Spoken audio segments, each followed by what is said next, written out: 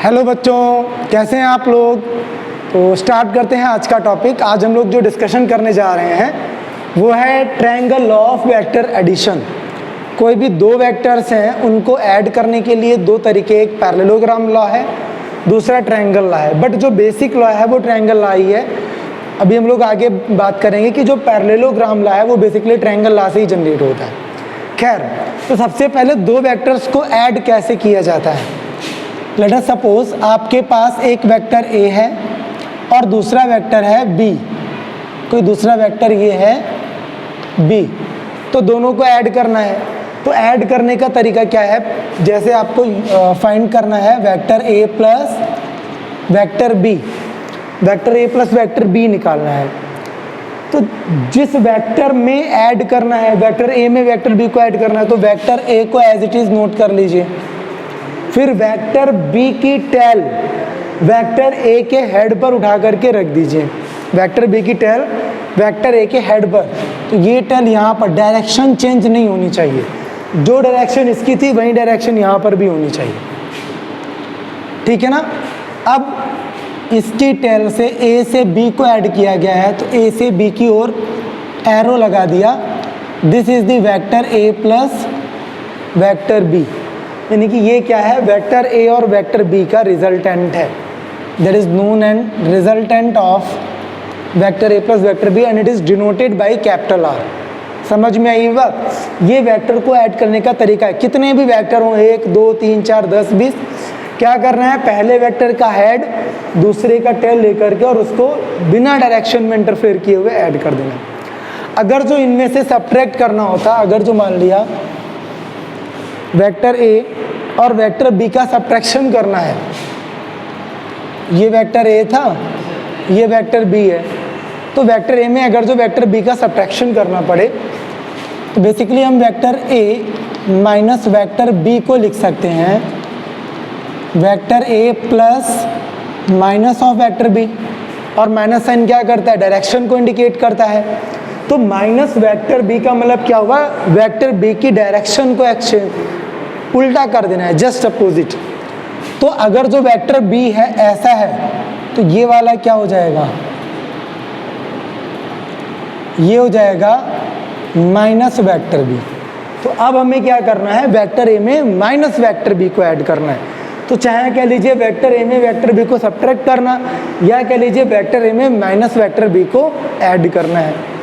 तो देखिए क्या करते हैं, वेक्टर ए को एज इट इज जिस डायरेक्शन में था वैसे ही वेक्टर बी की डायरेक्शन अपोजिट कर दिए, माइनस वेक्टर बी हुआ। अब क्या करना है, इसकी टेल को हेड के पास, टेल को हेड के पास बिना डायरेक्शन चेंज किए हुए ऐसे ज्वाइंट कर देना है। ये क्या आपका हो गया, resultant R. This represent the vector A minus vector B. समझ में आई बात। तो एडिशन का सब्ट्रैक्शन का एक ही तरीका है, बस क्या करते हैं, डायरेक्शन को चेंज कर देते हैं जिसको सब्ट्रैक्ट करना है। तो खैर, अब इनका अगर तो हमें मैग्नीट्यूड निकालना है वेक्टर्स का, तो हम उनके लिए क्या करते हैं, ट्रायंगल लॉ का यूज करते हैं। देखिए यहां पर एक वेक्टर ए है लाइक दिस, दूसरा वेक्टर बी में ऐड किया है लाइक दिस। ओके, ये इसका क्या हो गया, रिजल्टेंट वेक्टर। अब यहाँ पे कुछ कंस्ट्रक्शन किया गया है, Q से एक परपेंडिकुलर खींचा गया और OP को आगे प्रमोट किया गया है, तो आगे और बढ़ा दिया गया। तो यहाँ पर एक ट्रायंगल हमको जो राइट एंगल ट्रायंगल है, एक OEQ मिल रहा है और दूसरा छोटा QPE मिल रहा है, ठीक है ना। सबसे पहले in right angle triangle OEQ, right angle triangle OEQ में देखिए, OEQ में हाइपोटेनस कितना है, OQ। Then we can write it OQ square is equals to OE square, this is base, plus QE square perpendicular. Now what is OE? OE को हम लोग लिख सकते हैं OP plus PE। तो ये क्या हो जाएगा, OP plus PE। OE को क्या लिख दिया, OP plus PE का whole square and QE square as it is. आगे फर्दर करेंगे जब, तो ये हो जाएगा A plus B का होल स्क्वायर, फार्मूला अप्लाई करेंगे तो OP square plus PE square plus 2OP into P and QE square as it is. अच्छा, अब यहाँ पर देखिए इन ट्रायंगल QPE, QPE ये भी राइट एंगल ट्रायंगल है, तो इसमें क्या है, PQ स्क्वायर ये बराबर है QE square plus PE square के पाइथागोरस थ्योरम से। PQ square is equal to QE square plus PE square.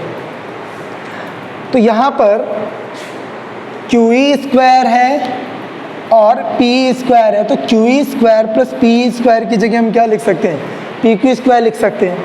तो ये हो जाएगा OQ square is equal to OP square as it is, फिर यहाँ से PE और QE को हटा करके क्या लिख दिया, PQ स्क्वायर, और after that 2OP into PE as it is note कर दिया। क्लियर है? ओके। उसके बाद देखिए now in right angle triangle, अब उसी राइट एंगल, इस राइट एंगल ट्रायंगल में यहाँ पर देखें cos theta is equal to PE upon PQ। अच्छा, एक चीज़ मैं बता दूँ, ये हम लोग कर क्यों रहे हैं आखिर, ये OP प्लस PE लिखने का रीज़न क्या है, तो बेसिकली हमको रिजल्टेंट चाहिए। तो रिजल्टेंट ये तो हमने अपनी तरफ से कंस्ट्रक्शन किया है ना, रिजल्टेंट में हमको ये जो एक्स्ट्रा कंस्ट्रक्शन है इसको इंक्लूड नहीं करना है, हमें वेक्टर्स के टर्म्स में निकालना है कि वेक्टर A या वेक्टर B के टर्म्स में आना चाहिए जो भी रिजल्ट है। तो यहाँ पर OP जो हम लोगों ने किया था OE कोई वेक्टर नहीं था, तो OE को क्या किया, OP अलग वेक्टर कर लिया, PE अलग, इस वजह से इसको OP प्लस PE लिख लिया। अब यहाँ पर जो प्रॉब्लम आ रही है, देखो OQ तो अपना वेक्टर R रिजल्टेंट है ही, उसके बाद में अगर जो मैं बात करूँ OP स्क्वायर की, ये भी वेक्टर है, ठीक है, PQ ये भी वेक्टर B है, मिल रहा है, 2OP अगेन वेक्टर है, बट PE नहीं मिल रहा, तो हमको PE की वैल्यू निकालनी है, क्योंकि PE तो वेक्टर नहीं है ना, इसकी वैल्यू कैसे आप वेक्टर के सामने, वेक्टर के टर्म में कैसे पुट अप करेंगे। इस वजह से हमने वहाँ से क्या निकाला, हमको PE इस प्रकार से यूज़ करना था, जो टर्म्स हमें हैं, जो भी हमें ट्रायंगल में इंफॉर्मेशन दी है कि ये वेक्टर्स आ जाएं। तो वेक्टर दो मिल रहा है, या तो ये मिल रहा है और ये मिल रहा है, ठीक है। तो हमने लिखा हमें PE चाहिए, ये बेस चाहिए, तो यहाँ इसके साथ में ये वेक्टर मिल गया। बेस और हाइपोटेनस का रिलेशन क्या होता है, cos थीटा, इसलिए हमने क्या लिया, cos थीटा लिया, that is equal to PE upon PQ, base upon hypotenuse. Now you have P is equal to PQ cos theta and you will put the value of P, then you will get OQ square is equal to OP square plus PQ square 2OP, और PE की जगह क्या लिख देंगे, PQ cos theta. अब हमारे पास जो भी यहाँ पर है वो सब क्या है, वेक्टर के ही टर्म्स में, सब कोई ना कोई वेक्टर है। OP क्या है, वेक्टर A है, उसका मैग्नीट्यूड A, वेक्टर A को मैग्नीट्यूड में क्या लिखते हैं, A लिखते हैं। PQ वेक्टर B है, उसका मैग्नीट्यूड B। OQ कितना है, वेक्टर R है, इसका मैग्नीट्यूड R हो गया। तो अब यहाँ पर वैल्यूज पुट अप कर देते हैं। OQ स्क्वायर यानी कि R है, OP स्क्वायर की वैल्यू, OP कितना है A स्क्वायर, PQ कितना है B है, तो B स्क्वायर, फिर 2OP इंटू PQ, तो 2A इंटू B, OP की वैल्यू A और PQ की value B, plus cos theta था एज इट इज नोट कर दिया। R को उधर भेजेंगे तो ये क्या हो जाएगा, under root A square plus B square plus 2AB cos theta. समझ में आई ये बात? तो इस प्रकार से आप इसका रिजल्टेंट निकाल सकते हैं। इसको जल्दी से नोट कर लीजिए, फिर हम लोग डायरेक्शन की बात करते हैं। ओके, आगे देखिए, now we are find to direction of resultant.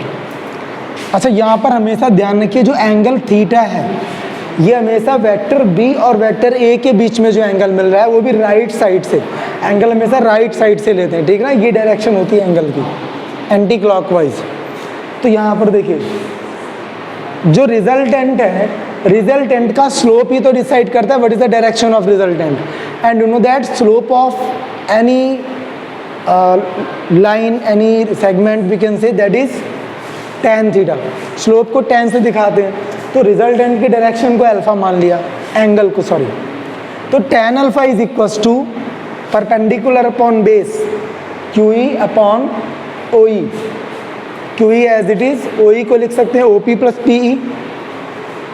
OP की आपको वैल्यू A पता है, OP A, PE को हम लोग पीछे निकाले थे, PQ cos थीटा, यानी कि उसको B cos थीटा लिख सकते हैं। PQ कितना है, B है, उसके बाद में इन ट्रायंगल PEQ में देखिए sine theta is equal to QE upon PQ, QE upon PQ।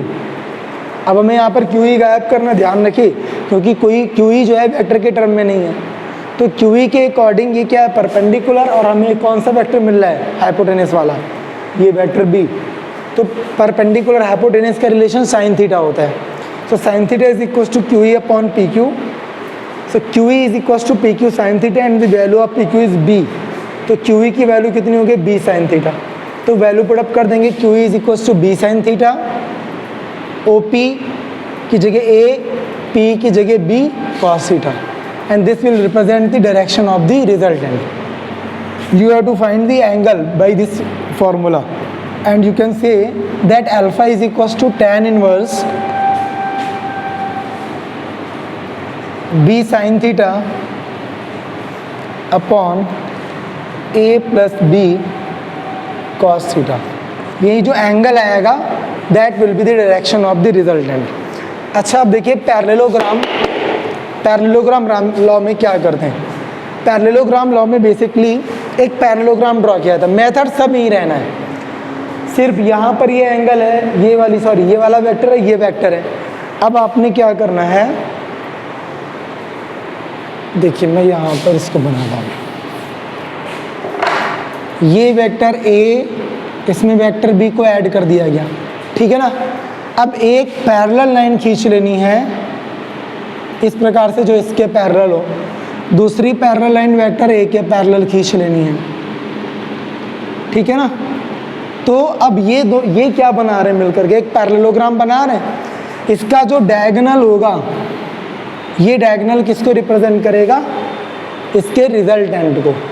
तो बाकी सब तो देखिए इधर का जो डायग्राम बना है वो सेम है ना, यहाँ से परपेंडिकुलर खींच करके कंस्ट्रक्शन करेंगे और फिर से अब इन ट्रायंगल वाला मेथड लगा लेंगे। ओके, तो you can note it. Thank you.